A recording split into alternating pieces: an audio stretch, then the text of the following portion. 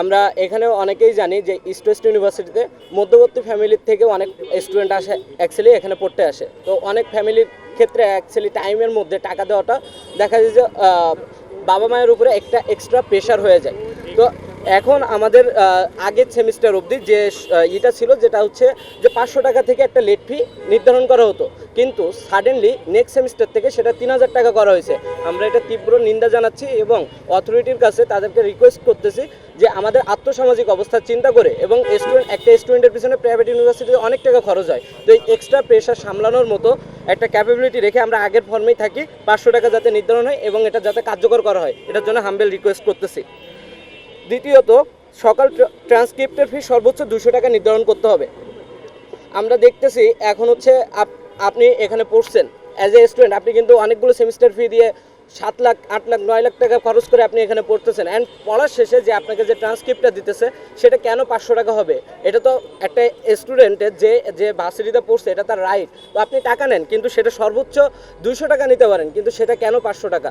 আমরা এখানে দাবি জানাচ্ছি ভার্সিটির কাছে যাতে সর্বোচ্চ 200 টাকা আর কি নির্ধারণ করা হয়। এবং মোস্ট ক্রুশিয়াল পয়েন্ট, প্রত্যেক রিটেক ফি কোর্সের 50% হ্রাস করতে হবে। আমরা যদি অন্যান্য ইউনিভার্সিটির দিকে তাকাই তাহলে দেখা যায় ইউআইইউতে কিন্তু 50% আর কি রিটেক ফি হ্রাস করা হয়। এবং যদি আমরা হচ্ছে অস্টের দিকে তাকাই তাহলে অস্টে কিন্তু মাত্র 500 টাকা করে এক্সাম দেওয়া হয়। তো আমরা কম্পারিজমে যাব না।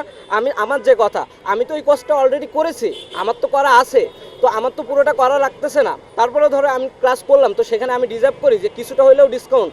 সো আমি এখানে ভার্সিটির কাছে হাম্বেল রিকোয়েস্ট করতেছি যে স্টুডেন্টের কথা চিন্তা করে সবসময় প্রফিটের দিকে না যেয়ে সেই প্রতিটা রিটেক কোর্সের ফি 50% হ্রাস করার জন্য জোর দাবি জানাচ্ছি এবং অনুরোধ করতেছি।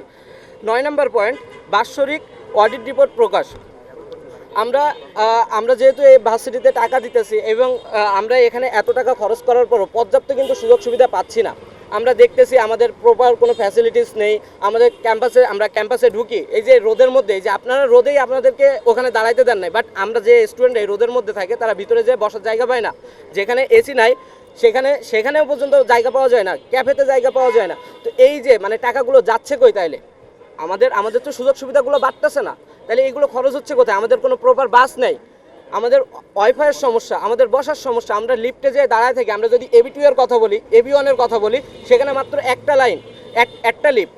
ইভেন আপনি 11:50 যখন আমি যাই তখন সেই লাইনটা আপনার এই যে গলির মুখটা দেখতেছেন এই পর্যন্ত অলমোস্ট টাইম হচ্ছে, সিরিয়াল এসে পড়ে লিফটের।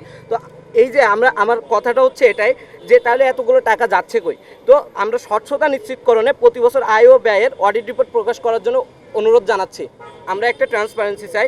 আরেকটা কথা, সেটা হচ্ছে অ্যালমনাইদের প্রত্যয়নপত্র এবং সার্টিফিকেট গ্রহণের ক্ষেত্রে কনভোকেশনে অ্যাপ্লাই করার জন্য বাধ্য করা যাবে না।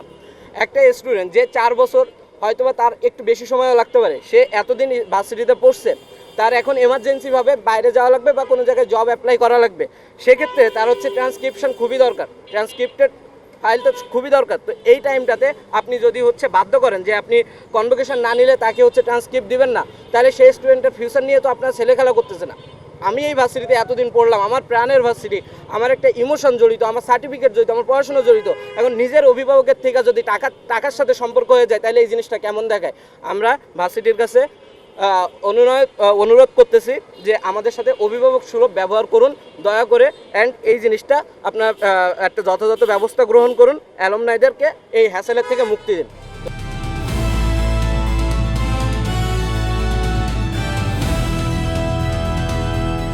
দিনাজপুর টিভি, মানুষের জীবনের কথা বলে।